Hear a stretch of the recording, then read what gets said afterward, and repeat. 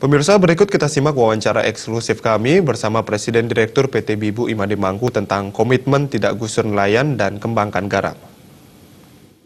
Rai Setiawati menjumpai Anda dalam program wawancara eksklusif, dan untuk edisi kali ini kita akan membahas terkait mengenai Nuasen dan Mulang Pekelem Bandara Buleleng. Jadi seperti apa perkembangannya dan apa saja yang akan kita bahas untuk hari ini. Karena itu kami juga sudah mengundang narasumber kita yang akan saya ajak untuk berdialog untuk hari ini. Sudah hadir Bapak Imade Mangku dan beliau ini merupakan Presiden Direktur Utama PT Bibu. Baik Pak, ini kan hari ini kita akan membahas terkait mengenai tentang Nuasen dan Mulang Pekelem Bandara Buleleng ini Pak ya. Dan ini juga sekarang sudah menjadi trending topik Pak di mana-mana Pak ya. Dan sebelum kita mengarah ke sana Pak, saya ingin mengetahui lebih jelas lagi Pak terkait mengenai tentang perkembangan bandara di Buleleng saat ini untuk pembangunannya Pak, seperti apa? Progres terakhir dari rencana pembangunan Bandara Internasional Bali Utara itu masih berkutat di penetapan lokasi penlok. Di Kementerian Perhubungan. Baik. Tetapi kita tetap masih juga di on the track dan on schedule masih semuanya. Dan tanggal 28 besok kita merencanakan adakan puncak upacara Nuasen dan Maturan Pekelem di Segara Penyusuhan Penegil Dharma di sana. Ya, tetapi upacaranya itu sudah mulai dari tanggal 23 kemarin. Tanggal 23 itu ada upacara nancep pepayon kalau di Buleleng ya. Kemudian ada ngaturang suci salaran, termasuk juga nancep bambu, menandakan bahwa acara Nuasen dan Mulang Pekelem dimulai. Baik, nah kalau sejauh ini Pak untuk persiapan dari upacara ini apa saja yang sudah dipersiapkan Pak? Seluruhnya sudah dipersiapkan, termasuk juga Banten semuanya, karena Pekelem ini cukup besar ya. Itu kalau binatang yang dipakai adalah kambing, kemudian angsa, anjing, lalu ada ayam, dan ada juga bebek, lalu babi. Baik. Cukup besar upacaranya, dan itu sudah semua siap dan kita tinggal melaksanakan saja di puncak acaranya. Tetapi sebelum itu tanggal 27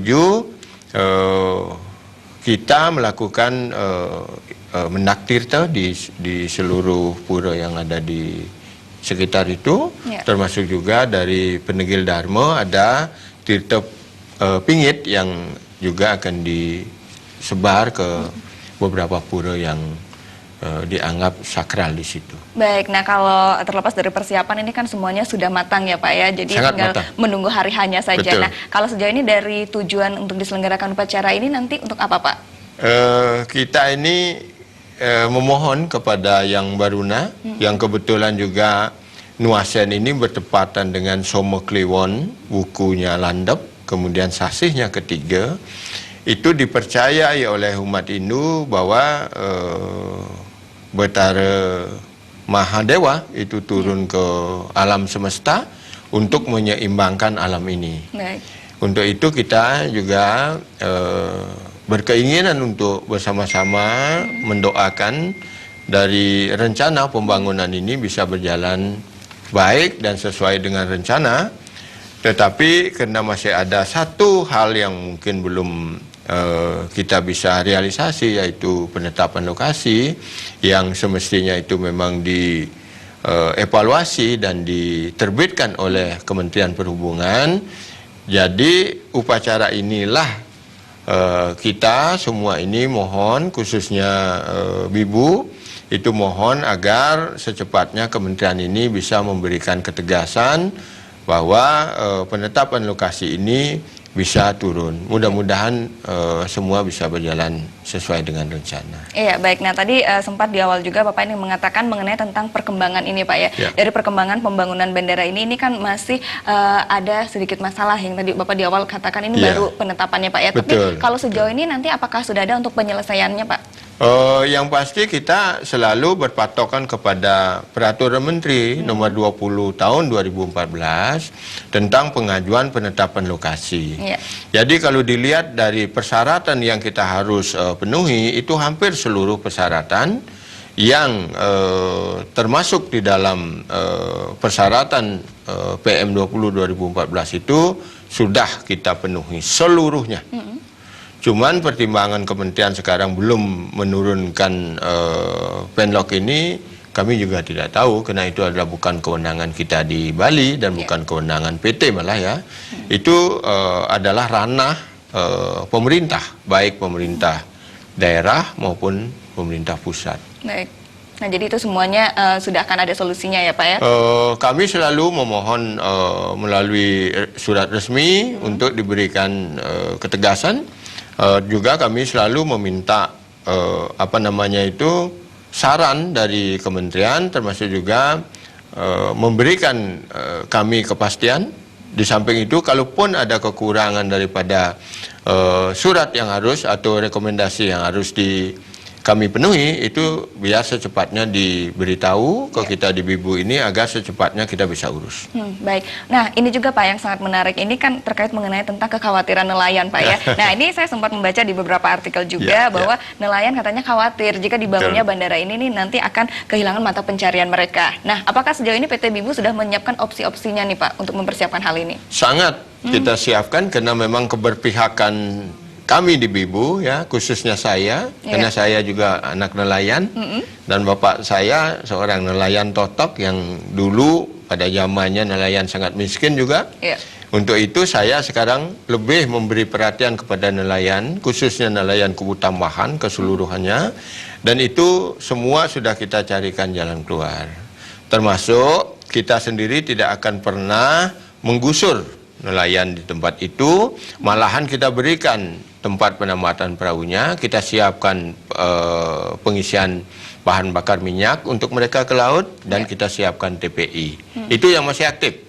Tetapi yang tidak aktif, tetapi masih kepingin jadi nelayan, kita akan siapkan tempat untuk mereka berbudidaya, kemudian bibitnya kita siapkan, pakannya kita siapkan, kemudian hasil daripada budidayanya kita beli. Kemudian yang lebih usur lagi, karena kita memakai sistem desalinasi di situ, dari air laut ini kita suling jadi air sehat, tetapi bukan air bersih saja, karena air bersih kan belum tentu sehat. Tapi kalau air sehat sudah pasti bersih. Jadi kita suling atau desalinasi jadi air sehat, limbahnya ini adalah garam atau bahan baku garam. Jadi kita nggak buang ke laut, melainkan kita berikan tempat di satu tempat itu yang cukup luas. Jadi masyarakat kita yang memang masih berkeinginan untuk menjadi petani garam, mereka kita alokasikan di situ.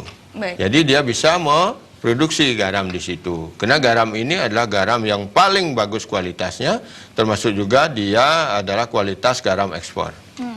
Itu. Jadi nelayan sendiri kemarin kami sudah sosialisasi dengan kelompok-kelompok nelayan di sana. Responnya bagaimana Pak? Sangat positif dan kami diberikan apresiasi yang kalau boleh kami katakan luar biasa, dan kami di backup penuh oleh masyarakat nelayan karena permasalahan di laut berkaitan dengan nelayan itu jauh lebih boleh dikatakan lebih ringan masalahnya yang kita selesaikan daripada kita menyelesaikan kalau kita membangun di darat. Karena di darat atau di mainland sendiri itu banyak kasus, banyak masalah yang harus diselesaikan. Misalnya di daerah itu banyak pura, banyak situs, pemukiman, jalan raya, daerah-daerah subur. Ini semua harus dicarikan jalan keluar. Misalnya satu contoh pemukiman. Tidak mungkin kita sekarang membangun kemudian kita bedol desa. Ini Bali. Berbeda dengan provinsi yang lain. Kalau kita membangun di provinsi yang lain bisa. Kita paksa orang untuk keluar. Tapi di Bali susah Pak ya? Bagaimana kita bisa menggeser pura, karena titik di mana ditentukan pada saat orang membangun pura itu sudah pasti titiknya itu disucikan. Dan tanah itu adalah tanah suci. Itu permasalahannya di Bali. Makanya seminimal mungkin kita memakai darat. Jangan dibolak-balik. Kalau mungkin di daerah lain mungkin membangun di darat, oke, enggak apa-apa. Tapi di Bali, daerah kita kecil. sebisa mungkin daratan lebih sedikit kita eksploitasi. Dan kita sekarang kembangkan ke daerah-daerah yang belum potensial. Misalnya kayak laut ya, yang di offshore dan lain-lain. Ya ini selama tidak merusak alam. Dan pelestarian lingkungan di bawahnya, terumbu karang dan sebagainya, justru kita bisa buat dengan sebaik mungkin. Iya, baik. Nah, selama proses pembangunan ini Pak, apa saja yang biasanya menjadi hambatan-hambatan dalam pembangunan ini Pak? Iya, kalau hambatannya pasti juga pemerintah pasti menginginkan yang terbaik ya. Kita ini pasti diseleksi sebaik mungkin. Pertama pasti seleksinya adalah administratif. Kita ini benar nggak ngikuti semua prosedurnya. Kedua, sosialisasinya ini jalan dengan baik apa tidak. Kemudian hubungan dengan masyarakatnya, khususnya untuk kegiatan sosialnya bagaimana. Lalu bagaimana link ya, link yang dibuat atau jaringan antara sekarang kabupaten, provinsi dengan pusat, kemudian pusat dengan internasional. Ini sudah semua kita lakukan. Baik. Dan sudah semua kita jadikan satu momentum ini adalah momentum yang betul-betul kita bisa bersinergi. Baik, nah jadi dalam artian untuk sejauh ini kalaupun ada hambatan ini sudah bisa untuk diselesaikan ya Pak ya. Nah Pak, untuk kedepannya Pak, harapan Bapak ini sebagai Presiden Direktur Utama ini Pak, untuk kedepannya dari pembangunan bandara ini seperti apa Pak? Cukup banyak. Yang pertama adalah menyeimbangkan pembangunan Bali Selatan dan Utara. Di mana pembangunan di selatan sendiri itu sudah sangat padat dan harus kita berkembang ke daerah-daerah yang lain. Yang sekarang menjadi tujuan pertama itu adalah Bali Utara dulu. Kita buat airport dulu di situ. Kita kembangkan dengan Aerocity-nya. Setelah Aerocity-nya sudah mulai bagus, kemudian kita bisa kembangkan marinanya. Setelah itu kita harus mampu membangun infrastruktur yang baik dari utara ini ke selatan. Nah, tujuannya apa? Harapannya apa? Yang pasti kalau pembangunan ini dari selatan sudah bisa seimbang, jadi ada destinasi-destinasi pariwisata yang baru yang kita bisa bangun ini. Jadi dia tidak melulu ke Bali Selatan, turis-turis ini, dia juga bisa turun di Bali Utara ini, kemudian banyak destinasi pariwisata atau objek-objek pariwisata yang bisa kita tunjukkan kepada dunia internasional. Nah, itu harapannya pertama. Yang kedua, harapan yang lain adalah kan banyak sekali anak-anak muda yang dari Buleleng bekerja di Denpasar. Kalau sekarang kita siapkan lapangan pekerjaan di Buleleng sendiri, di mana orang tuanya masih ada di situ, leluhurnya masih ada di situ, tanah-tanahnya yang bisa dibangun masih ada di situ. Jadi mereka pasti akan bergeser lagi ke utara. Jadi di selatan lebih aman daripada yang sekarang. Jadi bergeser ke utara, kemudian jadilah bangkit dan bangun lagi pembangunan di daerah utara. Jadi Bali jadi seimbang antara selatan dan utaranya. Baik, ini memang cukup banyak harapannya Pak ya, dan kita juga berharap ini harus segera untuk terrealisasikan ya Pak ya. Ada lagi Pak harapannya, kita masih punya sedikit waktu? Iya, di samping itu juga harapan yang lain adalah dari dampak positif yang dimunculkan atau dimunculkan oleh bandara ini, barat yaitu Jembrana atau Buleleng Barat ini bisa bangun. Kemudian yang di timur Karangasem ini bisa bangun. Khususnya yang Karangasem itu yang harus dimunculkan lagi adalah daerah-daerah yang sudah menjadi destinasi pariwisata juga. Kemudian ada wisatawan selam seperti di Amed, Tulamben, Jomeluk.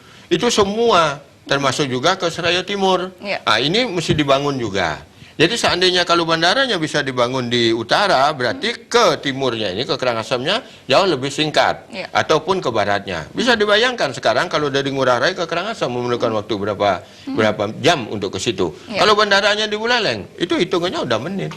Berarti dalam artian semuanya akan berjalan lebih memudahkan, kemudian ada tambahan lapangan pekerjaan juga ya Pak ya? Iya, tetapi ada satu hal yang harus diperhatikan. Apalagi Pak?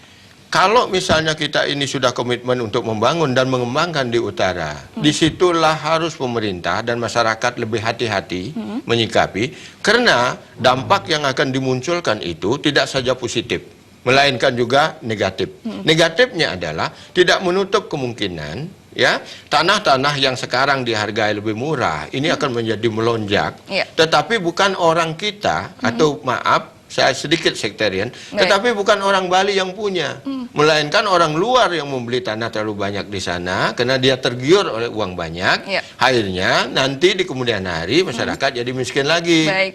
Itu yang harus disikapi dari Baik, sekarang. itu yang harus dipelajari juga oleh Betul. masyarakat ya. Baik, terima kasih Pak Mangku untuk Sama-sama. perbincangan kita hari ini luar Terima biasa kasih. sekali. Dan baik pemirsa Bali TV, demikianlah wawancara eksklusif kita bersama Bapak Imade Mangku yang beliau sekaligus merupakan Presiden Direktur Utama PT Bibu. Dan akhir kata saya Raistiawati beserta seluruh kru kerabat kerja Bali TV mohon pamit undur diri. Salam Indonesia.